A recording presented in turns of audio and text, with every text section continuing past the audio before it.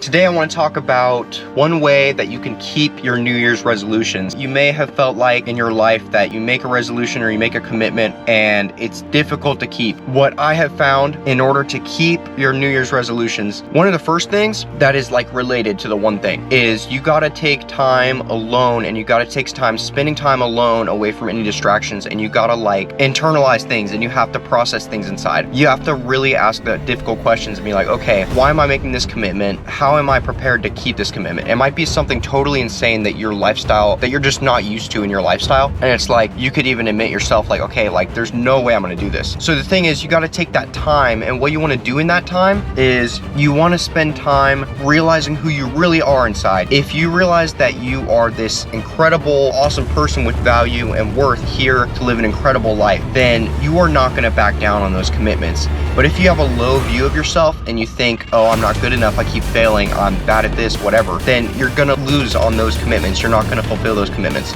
So if you want to keep your resolutions, what you have to do is you have to view yourself as this awesome person loved by God who has the power through God to keep these commitments. For me personally, like view myself as some sort of warrior or something. It's like, okay, yeah, I am like this awesome warrior. I am not going to back down on these commitments. I'm not going to go back on them. That's what has allowed me to keep my New Year's resolutions. Is it's when I have this appreciation of my worth and my value, and I say, yeah, I know who I am. That type of person is not going to back down from these commitments, from these resolutions. I'm not going to fail at these resolutions. And when you see yourself as this epic person, as this child of God, as this valued person, you will not back down on those commitments. You will not fail yourself on those commitments because you know who you are and you know that you're not going to back down. And someone like who you are aspiring to be would not go back on their commitments. Happy New Year.